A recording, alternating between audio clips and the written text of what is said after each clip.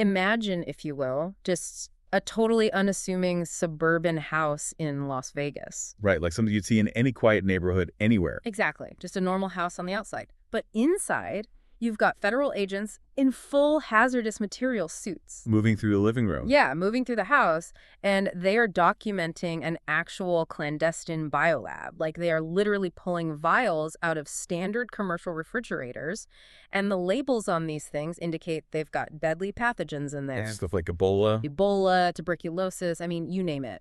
So just hold that crazy image in your mind for a second. Okay.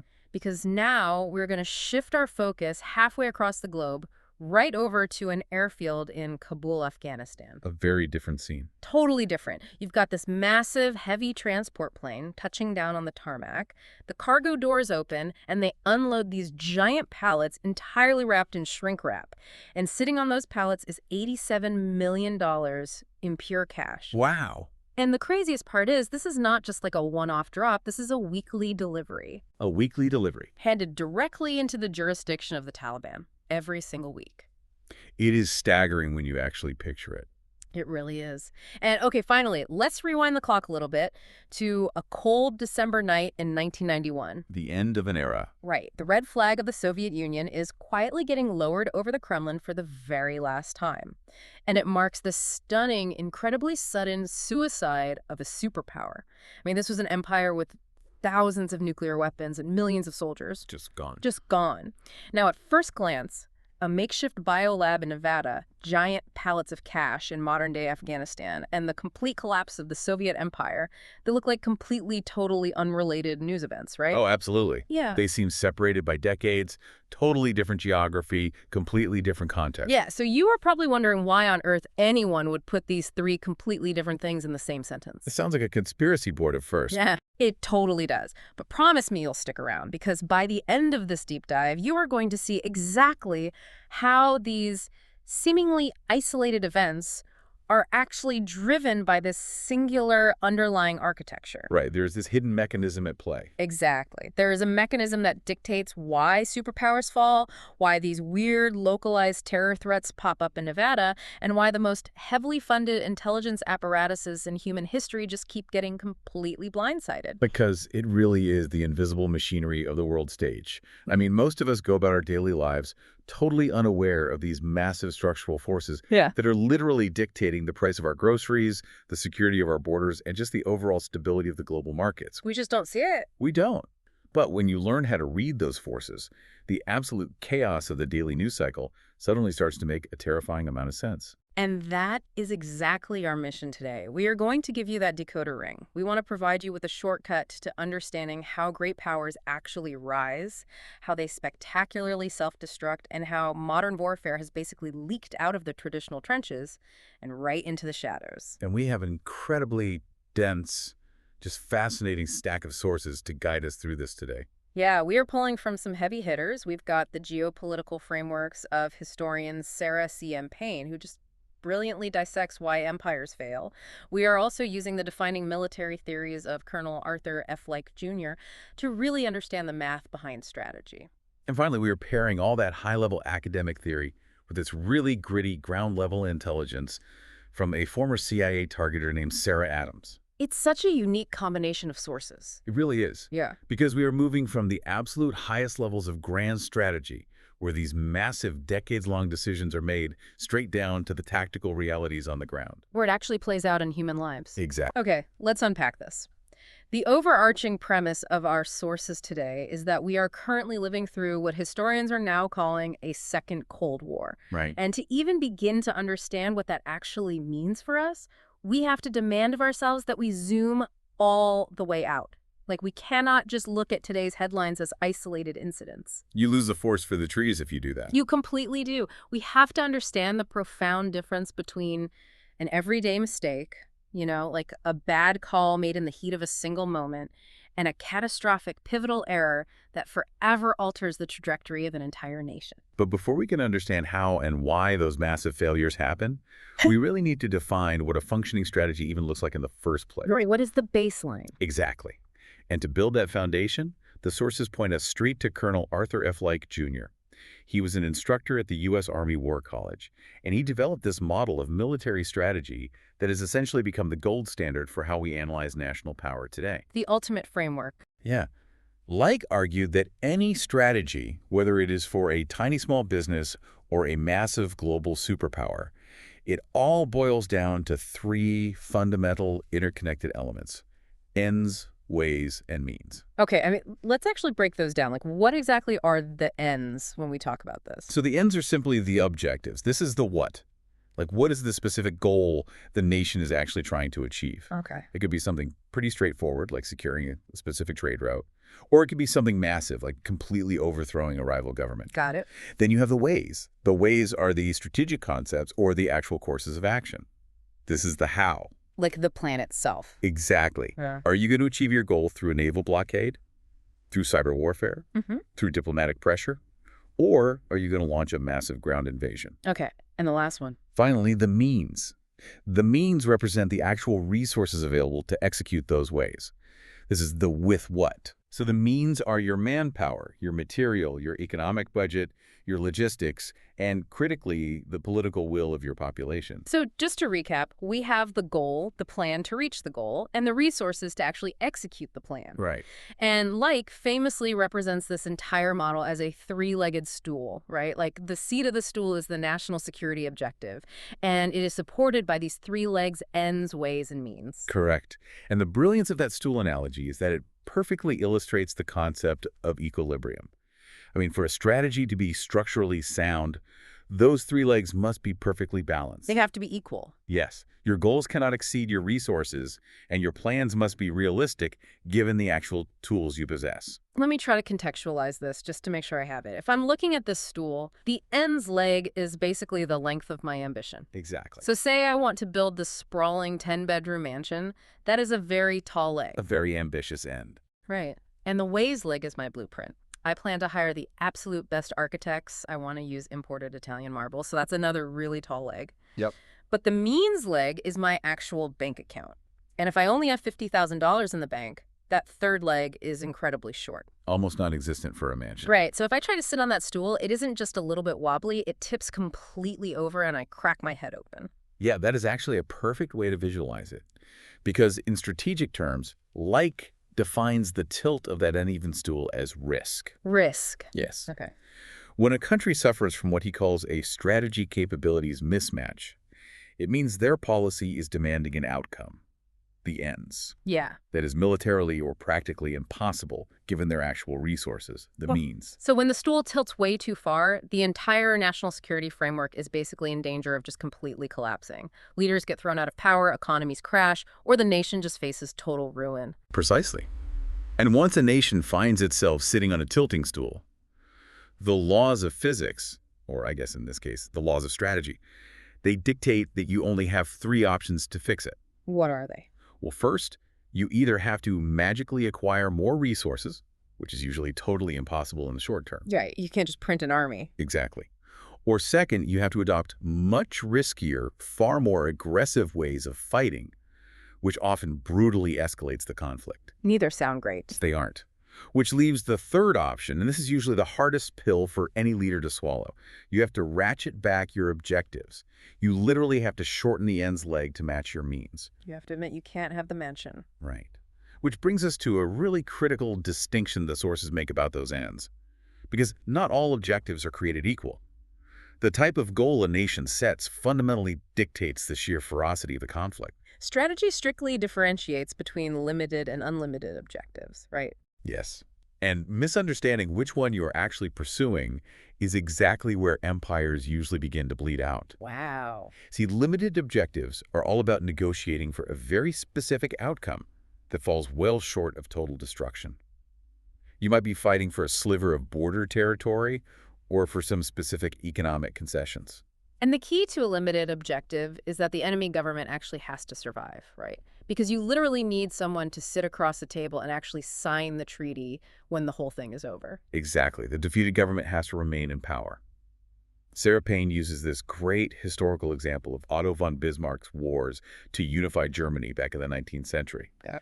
Bismarck fought Denmark, he fought Austria, and he fought France.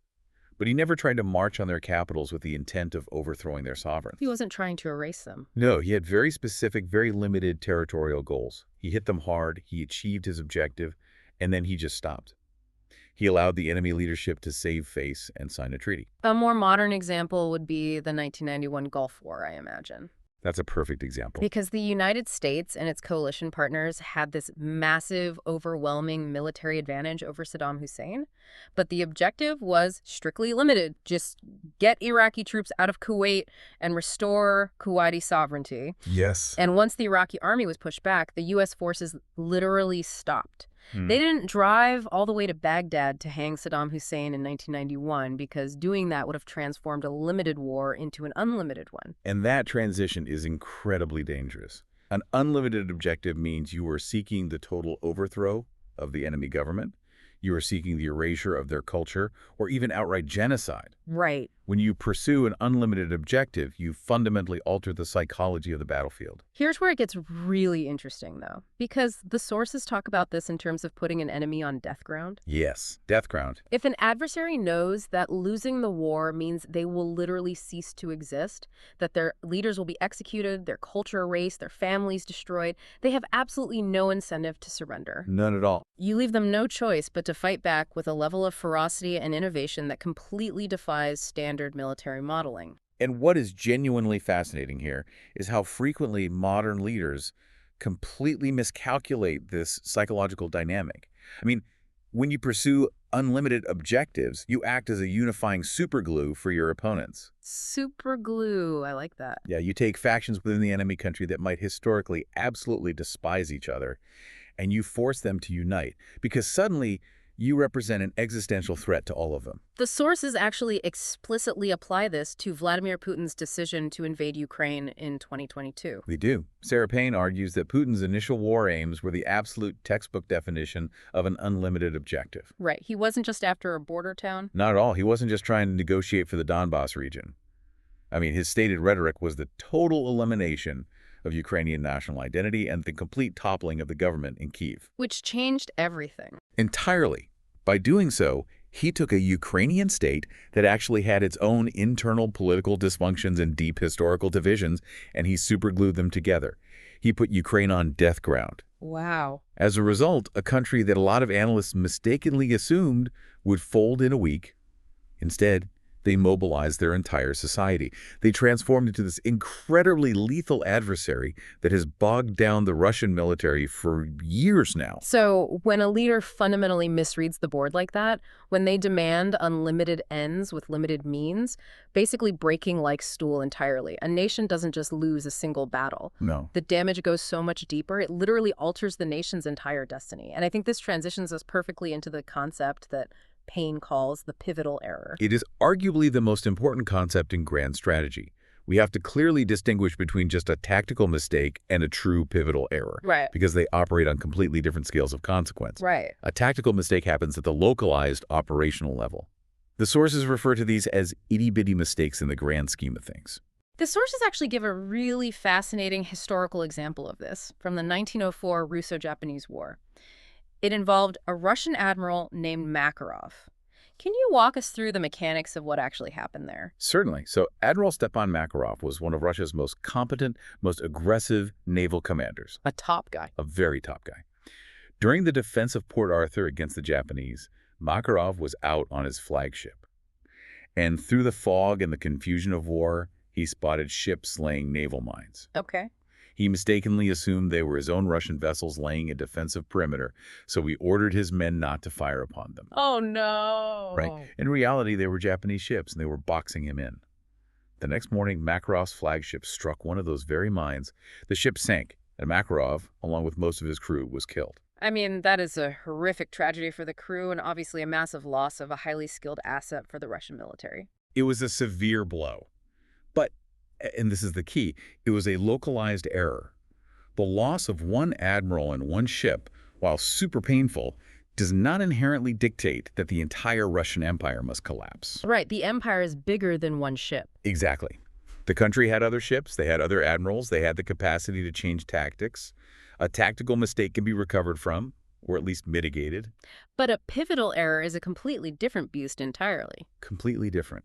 A pivotal error is a grand strategic decision from which there's absolutely no return to the status quo ante. Meaning you can't go back. Right. You cannot rewind the clock and go back to the way things were before that decision was made.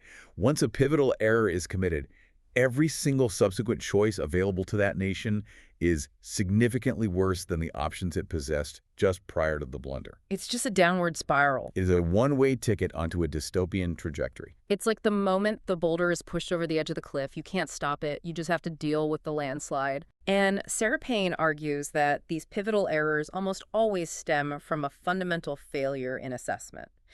She uses this great analogy of playing half-court tennis. Yes. What does that actually mean in a strategic context? Half-court tennis is a systemic failure of analysis, where leaders only view international affairs through their own internal cultural lens. They only look at their side of the net. Exactly. Sound grand strategy requires a rigorous four-part assessment. You have to honestly evaluate your own strengths and your enemy's weaknesses. But critically, you also have to aggressively assess your own weaknesses and your enemy's strengths. You have to see the whole board. You do.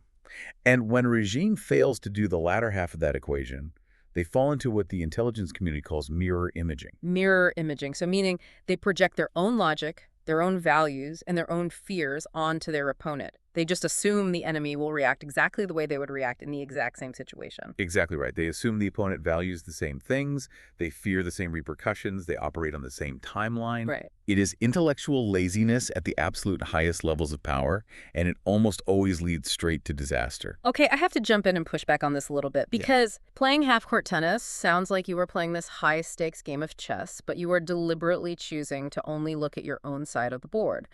Now, the sources suggest that autocracies and dictatorships are particularly prone to this. They are. But wait, I struggle with this idea a little.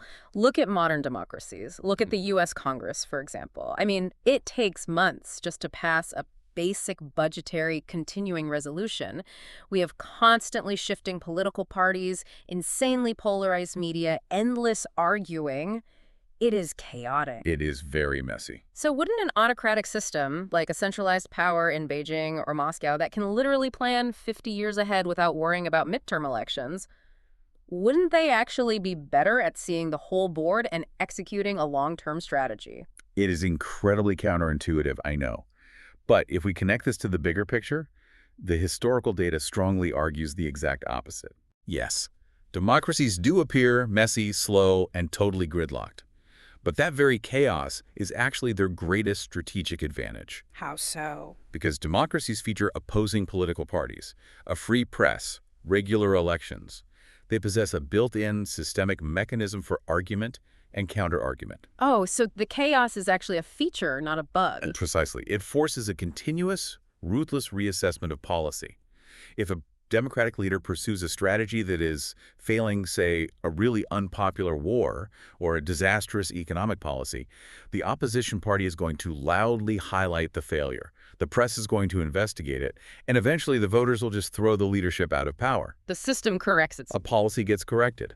Autocracies and dictatorships entirely lack this corrective friction. Because in a dictatorship, telling the supreme leader that his strategy is flawed isn't just bad for your career, it might literally get you thrown out of a window. Exactly. In a rigid autocracy, loyalty is heavily prioritized over competence. The leader becomes incredibly isolated in this echo chamber of sycophants who only feed them information that confirms their existing biases. They only hear what they want to hear. Exactly. Therefore, when dictators make a mistake, they do not have a back-down plan. Admitting fault would completely shatter their aura of infallibility, which is literally the only thing keeping them in power. Right, they can't look weak. So they only have a double-down plan. They just keep pushing more chips onto the table on a losing hand. They just ignore the experts. I mean, in the years leading up to World War II, the Imperial Japanese military literally assassinated moderate civilian leaders and finance ministers who just tried to point out that their imperial expansion plans were economically impossible. Assassinated them just for doing the math. Yes. Without the friction of debate, dictators simply double down until the strategy capabilities mismatch becomes completely terminal. Which is wild. And speaking of Imperial Japan in 1941, The sources highlight that as one of the most glaring historical examples of mirror imaging leading straight into a pivotal error. Oh, it is the textbook case study. The Japanese attack on Pearl Harbor was, if we look at it purely through a tactical and operational lens, an A-plus military operation. Yeah, tactically, it was a huge success. It required stunning logistical coordination, absolute secrecy, incredible tactical execution. They crippled the U.S. Pacific Fleet. But strategically, it was an unmitigated disaster that completely doomed the Japanese Empire. Because they were playing half-court tennis. Precisely. The Japanese high command mirror-imaged the United States. They looked at the American public, which was heavily isolationist at the time and deeply reluctant to enter another global war, and they assumed that a sudden, devastating shock would break American resolve. They thought we'd just quit. They thought the U.S. would simply back off, refuse to fight a long, grueling war in the Pacific, and just negotiate a settlement that allowed Japan to keep its conquests in Asia.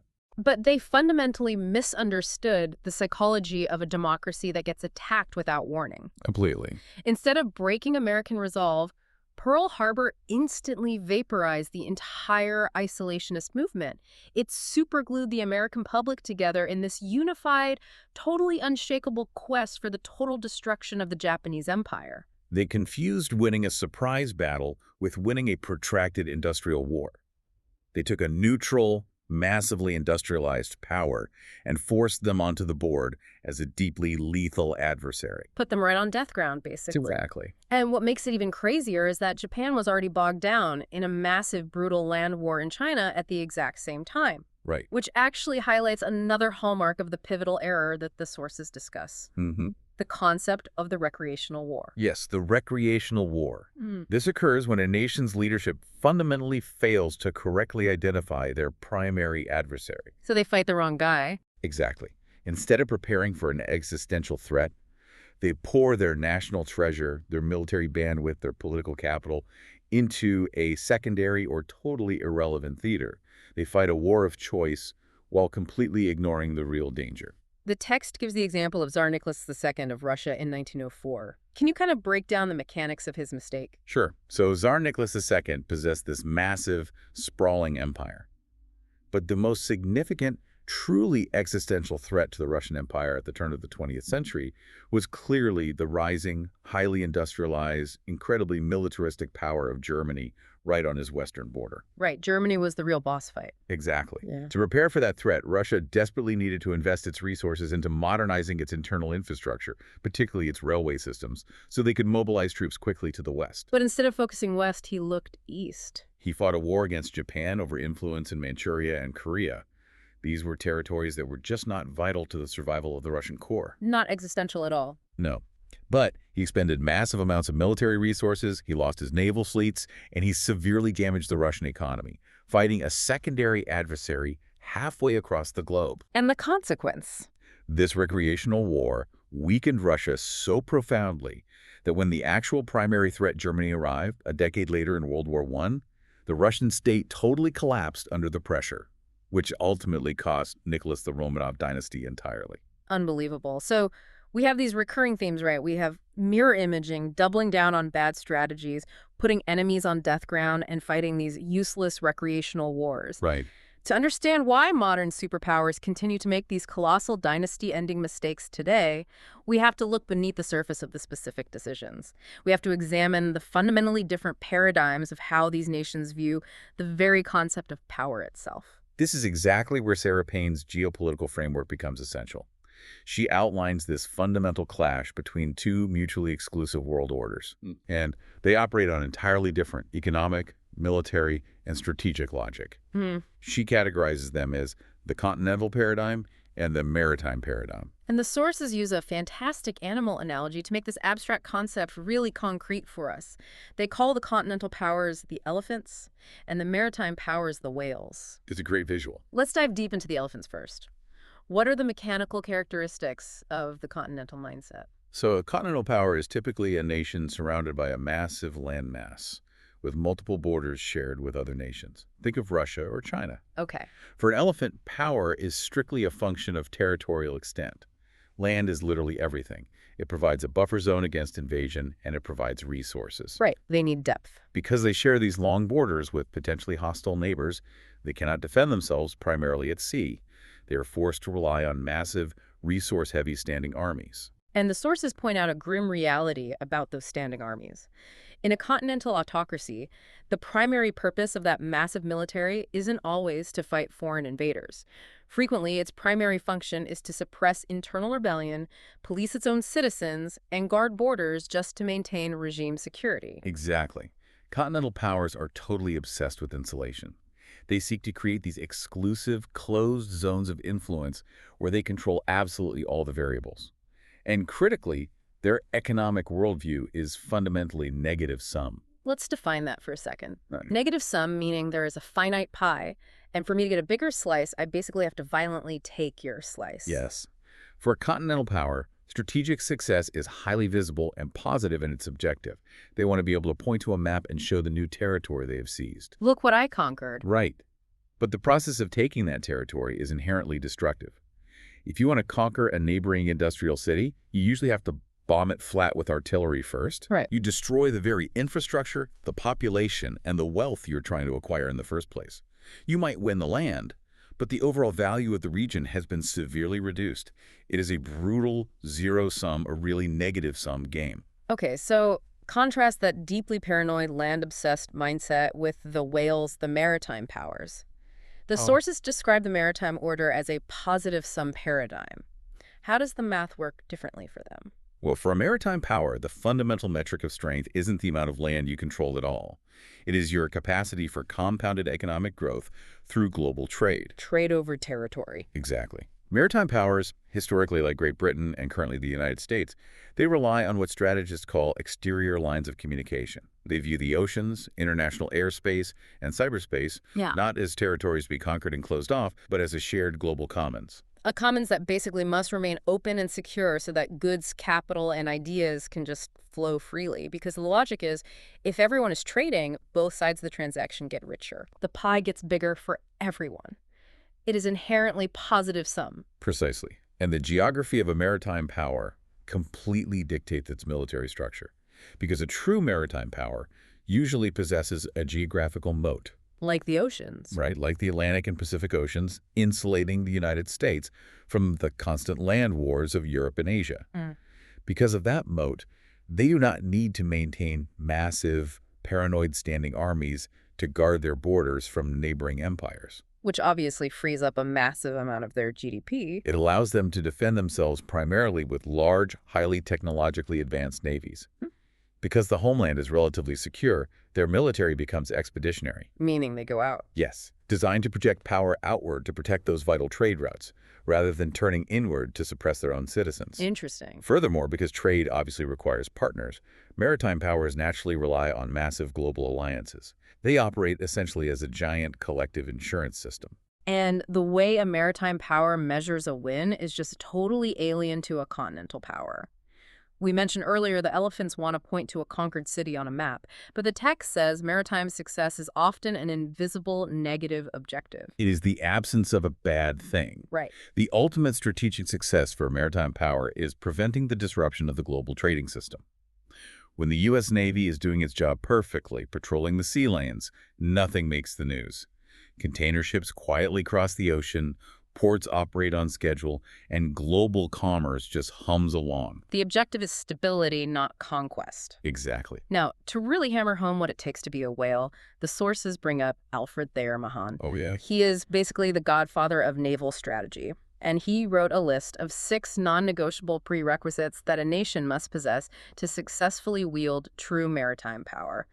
I want to walk through these because they act like this amazing checklist that completely exposes the weaknesses of the continental powers trying to play the maritime game. It's a very revealing checklist. What is the first prerequisite? First, as we just mentioned, you need a moat. You need geographical insulation from major land-based threats, so you don't have to bankrupt your country, building defensive forts, and maintaining a massive border guard. Okay, and the second? Second, you need a dense internal transportation grid. Because it doesn't matter how great your ports are, if you can't efficiently move manufactured goods or agricultural yields from the interior of your country to the coast to actually be shipped out, You need rivers, rail lines, and highways. Exactly. Third, you need reliable egress by sea. This means your naval ports cannot be easily blockaded by adversaries, and ideally, they shouldn't freeze over in the winter. Makes sense. Fourth, you need a dense coastal population that is culturally and economically involved in seafaring and commerce. Which feeds right into the fifth requirement, right? A commerce-driven economy. Yes, the nation's wealth must be generated about trade, innovation, and industry, not just by digging raw materials out of the ground. Right, not just a petrostate. Exactly. And finally, the sixth prerequisite, which is arguably the most difficult to achieve, stable government institutions that provide consistent, predictable rule of law. Why is that so critical for a maritime power? Because capital is a coward. It flees instability. To be a hub of global trade, foreign investors need to know that their contracts will be honored and their assets won't be arbitrarily seized by a dictator on a whim. Wow. When you measure modern superpowers against Mahan's checklist, the results are incredibly revealing. I mean, look at Russia and China. They fundamentally fail the test. They absolutely do. They don't have moats. They have massive, heavily contested land borders with dozens of nervous neighbors. They completely lack reliable, unchokeable maritime egress during wartime. I mean, think of China being boxed in by the first island chain, or Russia's desperate historical need for warm water ports. And their institutions. Yeah. They are dictated by single men who have literally abolished term limits. Right. Because they lack these foundational prerequisites, whenever Russia or China attempt to project global influence, the structural realities just force them back into continental elephant-like behavior. They default back to their nature. They do. They resort to territorial coercion, closed markets, and military intimidation because they simply cannot compete on the open, positive-sum terms of the maritime order. And the math detailing why the maritime order is so vastly superior just blew me away. The sources compare the economic efficiency of China's attempt to build a massive continental trade route, the Belt and Road Initiative, which relies really heavily on trans-Eurasian train networks, against the reality of modern maritime shipping. Let's look at the numbers. The numbers are stark. A standard freight train traveling across Eurasia can carry maybe 600 shipping containers at maximum capacity. But a single, modern, ultra-large container vessel, it can hold over 21,000 containers. What's fascinating here is how this mathematical reality completely shifted the global balance of power over the last century. I mean, the Industrial Revolution and subsequently the advent of intermodal containerization, it made the continental obsession with massive land borders and territorial conquest entirely anachronistic. It's obsolete software. Precisely. In an industrialized, globalized world, compounding economic growth through maritime trade creates wealth exponentially. Taking land by force destroys wealth. The elephants are playing a violent zero-sum game that became strategically obsolete a century ago, while the whales are compounding their wealth by orders of magnitude. Okay, so the theoretical differences between the elephants and the whales are super stark. The math heavily favors the whales. But theory is always best understood by looking at an actual real-world autopsy. True. What actually happens to the internal mechanics of a nation when an elephant stubbornly tries to overextend itself and play a global game it isn't structurally suited for? This brings us to the first Cold War, and what the sources bluntly call the suicide of the Soviet Union. The collapse of the Soviet Union remains the ultimate historical case study of a terminal strategy capabilities mismatch. How does it fit the stool? We can map their failure perfectly onto Like's three-legged stool. The Soviet Union's ambitions, their ends, were massive, global, and deeply ideological. They sought to spread communism across the globe, counter the United States in every single theater, and maintain an iron grip on Eastern Europe. Very tall leg. Very tall. But their means, their economic and demographic resources, were fundamentally broken by the very communist system they were trying to export. The economic statistics detailed in the text are staggering.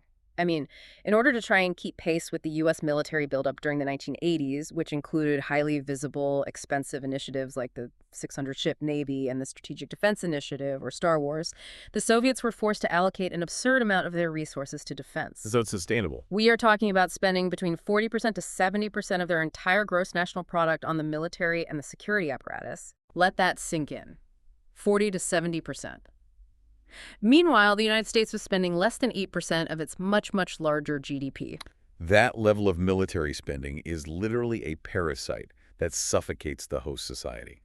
When you are pouring 70% of your wealth into tanks, nuclear warheads, and the KGB, there is absolutely nothing left for consumer goods, housing, agricultural modernization, or just basic healthcare. The stool was snapping. And the Soviets compounded this fatal error by breaking one of the absolute cardinal rules of continental strategy: no two-front wars. This goes back to the Sino-Soviet split, right? Walk us through the mechanics of how that broke the Soviet stool. Right. In the 1960s, ideological and geopolitical tensions between the Soviet Union and Maoist China really escalated into the Sino-Soviet split, which culminated in actual border clashes in 1969. They started shooting at each other. They did. Yeah. And by alienating China, Moscow essentially forced itself to militarize a massive secondary frontier. They had to permanently station mechanized nuclear-armed divisions along the incredibly long Chinese and Central Asian borders. And they were already deployed in the West. Exactly. This occurred while they were already heavily committed to maintaining massive tank armies in Eastern Europe, facing NATO. The financial and logistical burden of arming two massive hostile frontiers simultaneously, it would have bankrupted even a wealthy, efficient nation. For the stagnating Soviet command economy, it was a death sentence. And speaking of that Eastern European front, the sources use a brilliant term to describe the structure of the Warsaw Pact. They call it a donut empire. Yes, a donut empire. It was a structurally inverted empire. Explain that. Historically, traditional empires operate by siphoning raw materials and wealth from their peripheral colonies to enrich the imperial center. Think of the British Empire extracting wealth from India to enrich London. Right. But the Soviet donut empire operated in completely reverse. The center was poorer than the edges. Exactly. The peripheral satellite states, places like East Germany, Poland, and Czechoslovakia, were often historically wealthier, much more industrialized, and possessed higher standards of living than the Russian center. Which is crazy to think about. Therefore, instead of extracting wealth from Eastern Europe, Moscow actually had to spend a fortune subsidizing their economies with cheap oil and garrisoning the Red Army in these countries. Wow. And the troops weren't just there to face NATO, they were there to physically keep the populations of the satellite states from rebelling or fleeing to the wealthier democratic West. It's an empire built entirely on coercion, and coercion is incredibly expensive. It really is. And while they were bleeding money in Europe and staring down China in the East, they were simultaneously trying to project global power by funding Marxist insurgencies in the Third World.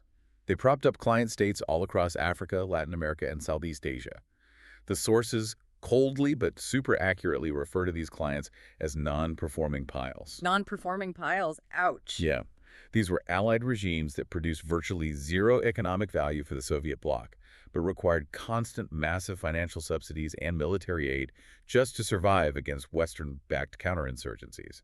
And the crown jewel of those disasters was obviously the 1979 invasion of Afghanistan. Yes. It became the Soviet Vietnam. It drained their military bandwidth, completely destroyed their international standing, and basically allowed the U.S. to bleed them dry by supplying Stinger missiles to the Mujahideen at a fraction of the cost the Soviets were spending to fight them. Exactly. But the external pressures were only half the story. The internal rot was just as staggering. Because while Moscow was fixated on fighting this global chess match, they completely ignored the decay of their own internal third world. They neglected the actual constituent republics of the USSR itself. The Soviet command economy was entirely built on falsified production data, massive corruption, and the gross misallocation of capital. House of Cards. As the standard of living plummeted, historical ethnic tensions that had basically been suppressed by Stalinist terror for decades began to boil over. The sources note that by 1990, there were roughly 76 distinct, seething ethnic rebellions and independence movements happening simultaneously across the Soviet Empire. 76 simultaneous brush fires, and the fire department is flat broke. Because their budget was practically a house of cards resting on a single commodity, right? Yep. Up to 55% of the Soviet budget relied on hard currency generated by exporting oil. Right. So when global oil prices crashed in the mid-1980s, driven partly by increased Saudi production, the Soviet piggy bank literally shattered at the exact moment their imperial overextension costs peaked. The timing was brutal. This perfect storm of catastrophic mismanagement leads us straight to Mikhail Gorbachev. Yes, Gorbachev. He took power in 1985, recognized the terminal rot of the system, and desperately tried to save the Soviet Union through sweeping reforms. They tried to fix it. He did. He introduced policies like glasnost, meaning openness and freedom of speech, and perestroika, the restructuring of the command economy. But this raises a really important question, and it is perfectly captured by a quote in the sources from the 19th century French historian Alexis de Tocqueville. The most dangerous moment for a bad government is when it begins to reform. It is a profound observation. Why is that moment so volatile? Because a totalitarian system relies entirely on fear and the illusion of invincibility. The moment you introduce glasnost, the moment you let just a little light into a dark, rotting room and allow people to actually speak freely, the illusion shatters. Right. The citizens realize the state is weak, they realize everyone else hates the system too, and the fear just evaporates. And Gorbachev fundamentally misunderstood the nature of his own empire. I mean, he was playing half-court tennis with his own citizens. He was. He believed that if he offered socialism with a human face and allowed some democratic reforms, the Eastern European satellites would just gratefully embrace him as a liberator and voluntarily stay in the Warsaw Pact. It was a catastrophic miscalculation born entirely of mirror imaging. He assumed they valued the socialist project as much as he did. In reality, the moment the threat of Soviet tanks rolling into their capitals receded, the satellite states sprinted for the exit. They wanted out of this system entirely. And the West played this moment of vulnerability so brilliantly.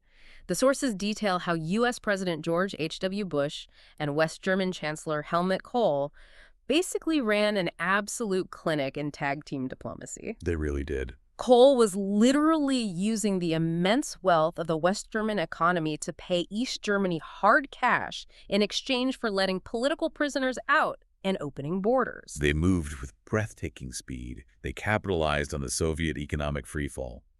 Gorbachev desperately needed Western cash and loans just to keep his country afloat, which meant he couldn't afford to authorize a brutal military crackdown in Eastern Europe that would anger the West. So his hands were tied. Exactly. Bush and Kohl utilized this leverage to peacefully dismantle the Berlin Wall, reunify Germany, and fold it securely into NATO before the Soviet hardliners could even effectively react. So the sources summarize the Soviet collapse as a suicide by mistake. They overextended their ends, they relied on coercive ways, and they utterly exhausted their means. The three-legged stool literally splintered into matchsticks. Which brings us directly to the present day. Because the real tragedy of geopolitics is that despite the glaring, catastrophic lessons of the Soviet collapse, the elephants are marching again. They are back. Following the end of the Cold War, we experienced this brief, highly prosperous inter-Cold War period. This was a couple of decades characterized by the massive expansion of global trade, relative great power stability, and the illusion that the maritime order had permanently triumphed. We thought history was over. But that era is over. We have firmly entered the Second Cold War. And the sources pinpoint the structural turning point of this new era to the 2012 to 2014 window. This is the moment when Vladimir Putin broke Russian term limits to effectively install himself as dictator for life. And Xi Jinping, who the sources describe as a neo-Maoist centralizer, took the reins of power in China. Yes. And shortly after, in 2014, Putin made his initial violent incursions into Ukraine, illegally annexing Crimea. That sequence of events was a clear, undeniable signal. The major continental powers were explicitly announcing that they were no longer interested in integrating into the maritime, rules-based global economy. They were opting out. They were pivoting back to their historical defaults, seeking to dominate physical territory and establish exclusive, closed spheres of influence through negative-sum military conflict. So what does this all mean for us today?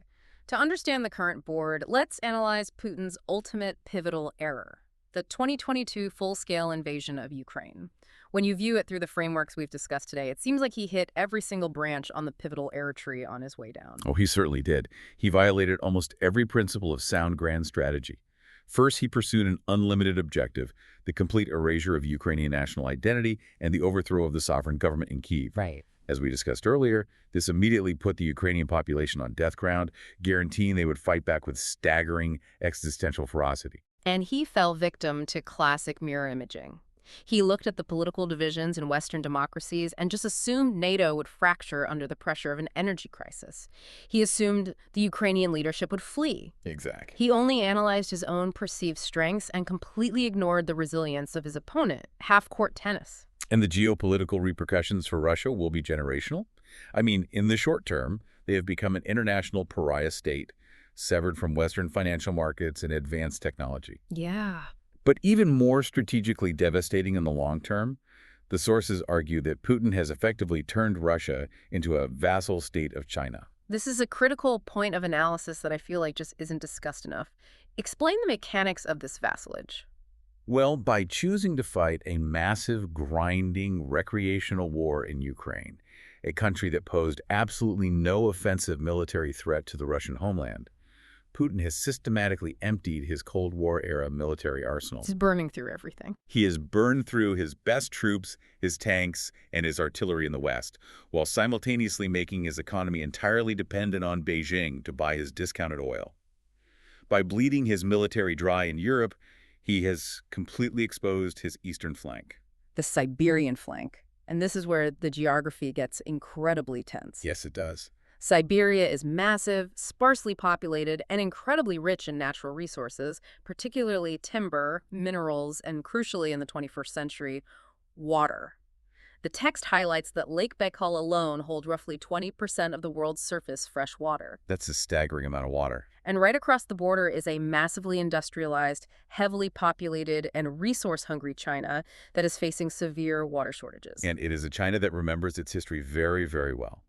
The sources point out a geopolitical reality that Moscow likes to ignore. During the 19th century, when China was weak, the Russian czars forced them to sign unequal treaties, Taking land. taking territory from the Chinese sphere of influence that is larger than the entire United States east of the Mississippi River. And what makes it so precarious is that Putin himself is on record stating that historical territorial claims override modern internationally recognized borders. I mean, he used that exact logic to justify invading Ukraine. Exactly. When you explicitly declare that historical claims are a valid reason to redraw maps by force, and you simultaneously deplete your military fighting a secondary enemy, you are virtually inviting a stronger, more patient neighbor to reclaim what they believe is historically theirs. Wow. The so-called no-limits partnership between Russia and China is not an enduring friendship based on shared values. It is a marriage of convenience against the maritime order, and it is a relationship where China holds absolutely all the leverage. Beijing is highly likely to exploit Russian weakness at the moment of their choosing. Meanwhile, how is the United States responding to the realities of this second Cold War? The sources detail a massive strategic pivot outlined in the 2025 U.S. National Security Strategy. And frankly, it's a hard shift toward non-interventionism that kind of redefines American foreign policy. It was a necessary correction. The U.S. national security apparatus recognized that America was suffering its own creeping strategy capabilities mismatch. Overextending. Right.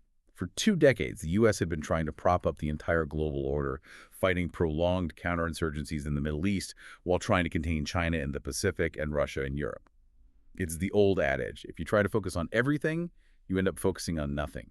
Your ends exceed your means. So the U.S. basically decided to ratchet back its objectives. The 2025 strategy focused heavily on aggressively brokering peace and non-core conflicts just to free up diplomatic and military bandwidth. Exactly. The sheer volume of this diplomatic offensive is impressive. The sources list the U.S. aggressively pushing the Gaza ceasefire, actively de-escalating tensions between nuclear-armed India and Pakistan, pushing settlements between Armenia and Azerbaijan, Kosovo and Serbia, and mediating several brutal African conflicts like the tensions between the DRC and Rwanda. By stepping back from direct military intervention in these peripheral theaters, the U.S. is executing a grand strategy of burden shifting. Burden shifting, what does that mean practically? They are actively demanding that wealthy, sophisticated regional allies step up and take primary responsibility for their own neighborhood security. The era of the U.S. acting as the sole global policeman is ending. And this is explicitly reflected in the shift in NATO funding.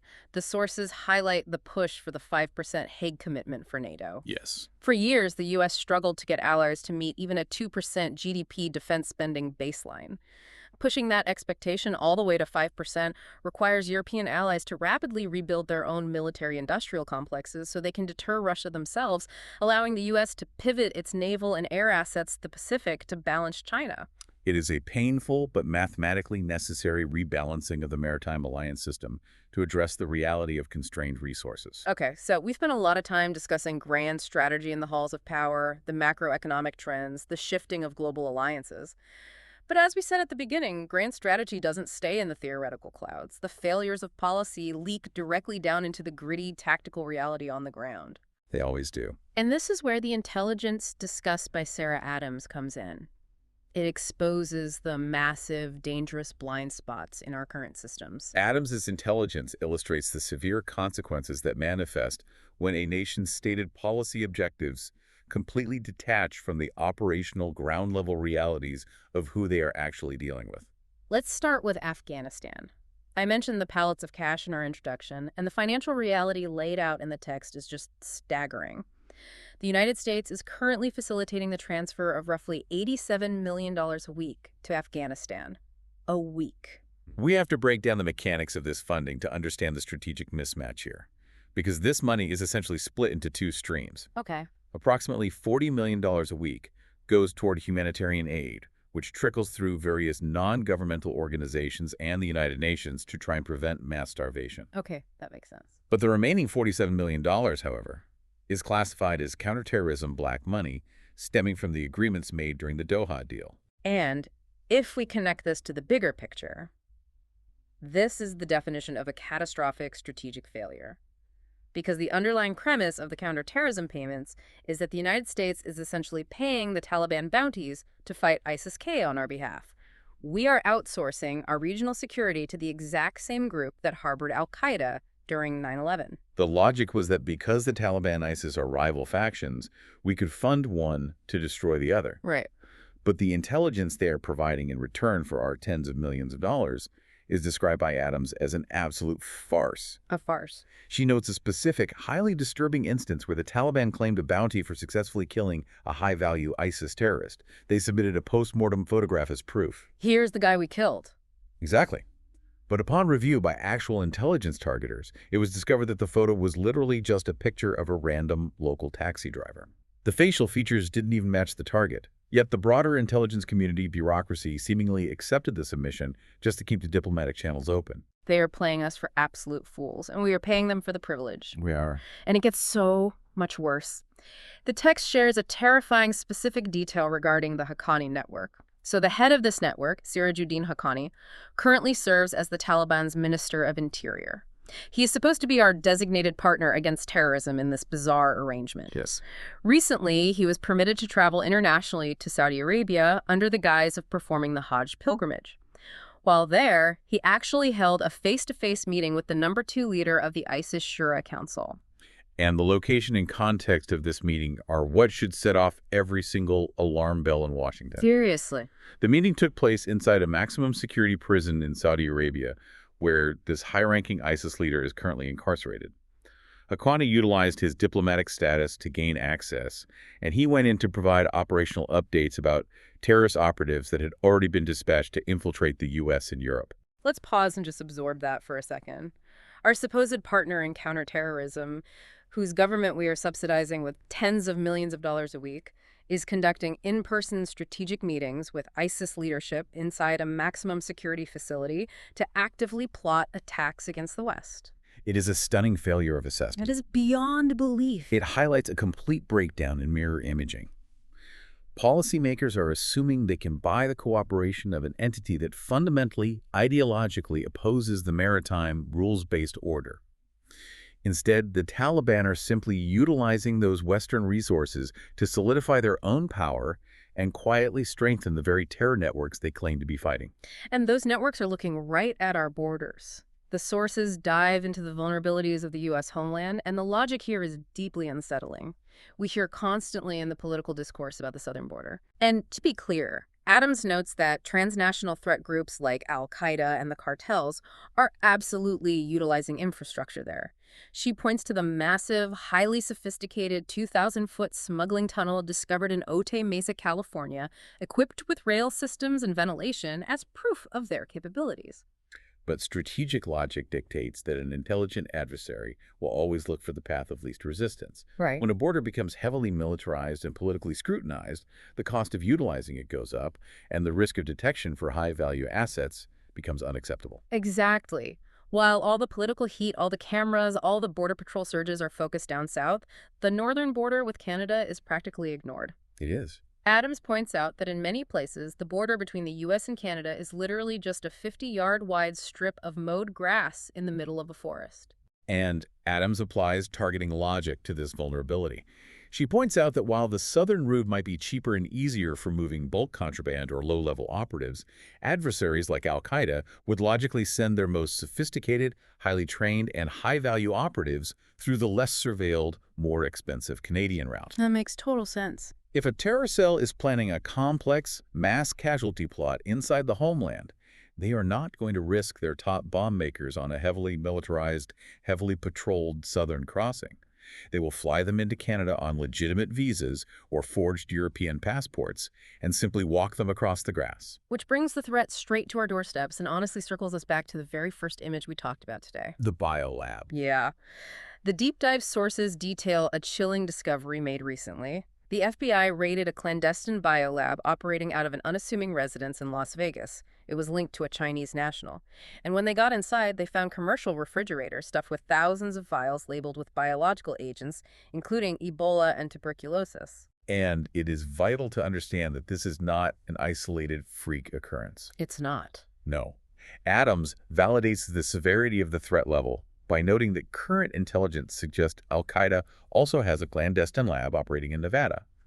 Only this one isn't biological. It is specifically dedicated to developing binary chemical explosives. What does that mean, binary chemical? This is a technology where two separate, seemingly benign, easily transportable chemicals are mixed together at the very last moment to create a massive detonation or a deadly caustic gas. Wow. It is the ultimate evolution of the asymmetric threat. I mean, you have these massive bureaucratic superpowers spending trillions of dollars on stealth bombers, nuclear submarines, and space forces, preparing to fight a traditional war of elephants and whales. Exactly. And meanwhile, you have clandestine networks operating in suburban basements with petri dishes, commercial refrigerators, and binary chemicals, completely capable of inflicting catastrophic damage without ever fielding an army. It brings us full circle to Like's three-legged stool and the devastating consequences of a strategy capabilities mismatch.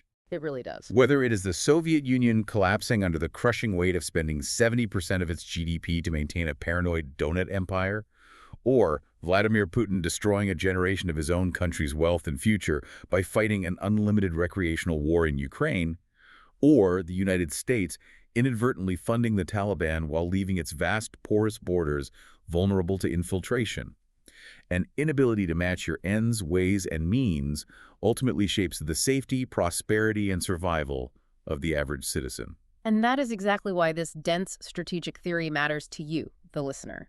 The maritime order we've spent the last hour basically breaking down. It isn't just some abstract geopolitical theory debated in the sterile halls of military war colleges. No, it's not. It is the literal functional architecture of your daily life. It is the reason you can pull a piece of plastic out of your wallet, swipe it at a terminal anywhere in the world, and safely walk away with goods. It's the reason the global supply chain stocks your grocery store shelves, and it's the reason the energy grid powers your home. When that order is threatened, whether by continental dictators trying to violently redraw the map of Europe, or by terror networks exploiting the blind spots in our intelligence gathering, your daily life, your physical safety, and your economic prosperity are directly on the line. Grand strategy is essentially the invisible gravity of our world. When it is sound and balanced, you never even notice it is there. Trade flows, peace is maintained, life progresses. But when it tilts into risk, when leaders miscalculate and the stool begins to fall, the consequences are felt immediately at the grocery checkout, at the gas pump, and in the security of your own hometown. So as we wrap up this deep dive into the hidden machinery of global power, I want to leave you with one final provocative thought to mull over. Okay. It is something that wasn't explicitly spelled out in the text, but it builds directly on everything we've unpacked today regarding the balance of power. A structural question for the future. Exactly. We discussed at length how the Industrial Revolution and containerization mathematically favored the whales, the maritime powers, because it shifted the basis of global wealth from territorial conquest to sea-based global trade. It made the continental obsession with massive armies obsolete. Right. But what happens to the world order when the next technological revolution fully arrives? When cheap, highly decentralized, asymmetrical technology, things like 3D printed autonomous drone swarms, rogue artificial intelligence designing pathogens, or synthetic biology cooked up in a clandestine Vegas lab. What happens when that technology allows a landlocked continental dictator, or even just a small, well-funded terror cell, to project global power? Wow. What happens when they can put a massive industrialized superpower on death ground without ever having to build a single naval ship? It suggests that Link's three-legged stool is about to undergo a technological stress test, unlike anything we have seen in human history. The fundamental nature of means is changing, which means the ways we fight and the ends we can achieve are about to be radically redefined. A terrifying but absolutely necessary thought to grapple with as we enter this second Cold War. Thank you so much for joining us on this deep dive. We hope we've given you the tools to look past the chaos of the daily headlines, keep evaluating the ways and the means, keep watching the balance of the stool, and always, always keep questioning the bigger picture.